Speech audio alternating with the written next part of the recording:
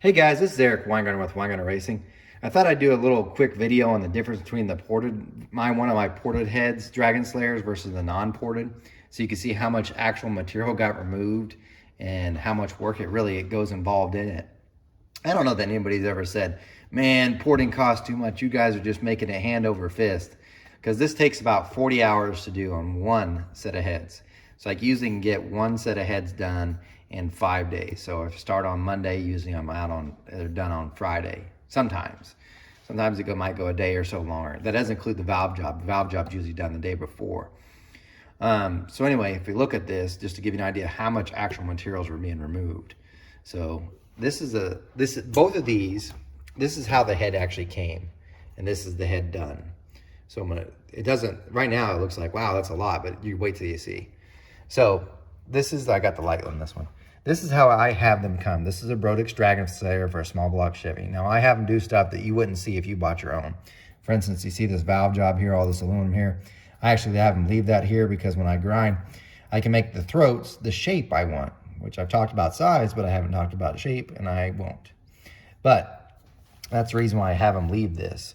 So that does leave more material for me to remove, but it also takes longer to grind, okay? So here's your view of that. And then the ported one. You see how much of a difference it is? This one, by the way, has already got the valve job cut. I actually cut the valve job to it. So this is a 2125 intake valve, a 1575 exhaust valve, standard valve spacing. So this is it. There. See how much larger this looks? Considerably larger. So also if we look down on the port, there's your view there. See how much larger it is everywhere? And these are the tubes, which you can see right there. Let me get my pointer, it makes things a little bit easier, but you can see these are actually head bolt sleeves right here, because right there is the aluminum and that gets all ground out.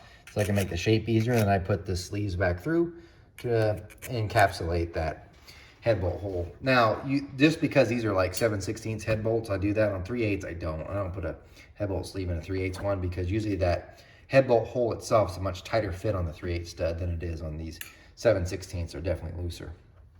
And what I mean by that is air will sneak around the two ports, and I have seen just putting the head sleeves in pick up power. So the cars have gone faster. I shouldn't say I've done it on the dyno, but I have seen a car go faster just putting those in.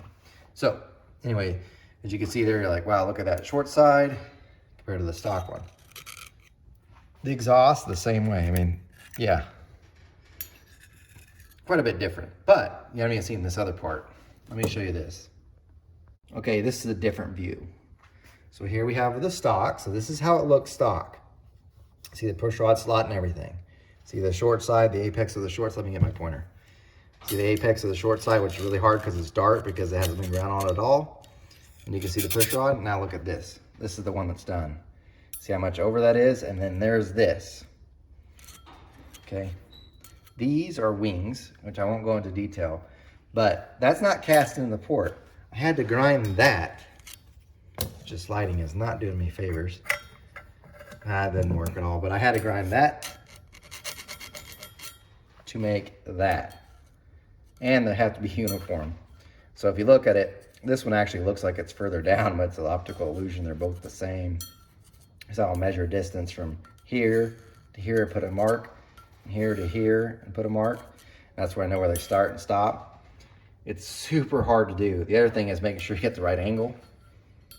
So that's the reason why I charge more for the wing version. This is the wing version. There's a reason for it. I'm not gonna go into this video, but I'd just like to show you. This is really hard to do by hand. I'll tell you, it's stressful. Very, very stressful grinding these by hand. So I've done enough of them, but it's like each one I do, I'm like, got one done, go to the next one, got it matched. They all got to match.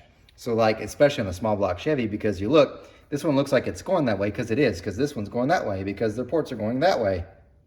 So it's really hard. You're looking at this one to make sure this one matches it and it's the same flare out. It's tough and it's not easy. But anyway, I thought I'd show that with you to show how much actual work's involved in with these. So if you ever think someone's charging too much for porting heads, this is a lot of work. You can almost think of it like, you know those guys that grind ice sculptures and make those? That's the same thing. You got a blob and you got to work with it. True, a CNC machine would make this look so much easier. But I'll go ahead and tell you this too. I'm I'm kind of glad, because I almost thought about having this one digitized just because I got frustrated doing it. And I would say frustrated, I was like, this is taking longer than it usually does because I'm trying to get it right. But then I thought maybe I should just have this digitized. And I'm kind of glad I didn't, because at least on this one, and it might clean up on the CNC machine, the core shift was pretty bad.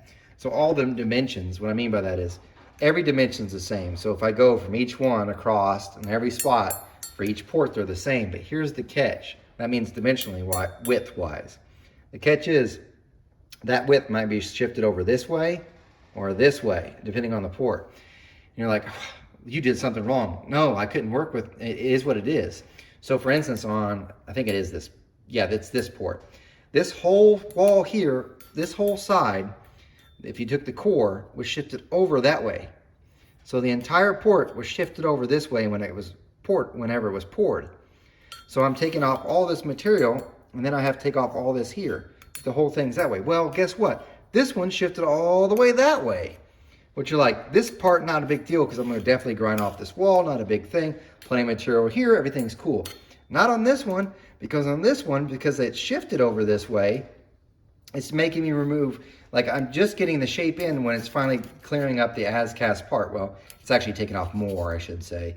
But still, it's not, I have to remove so much more material even to make it the same distance. So I would like to have taken off more here, but it's already pushed over here. You get what I'm saying? Probably sounds confusing. Point being is they measure the same width and height, but they might be moved over just because the casting itself shifted.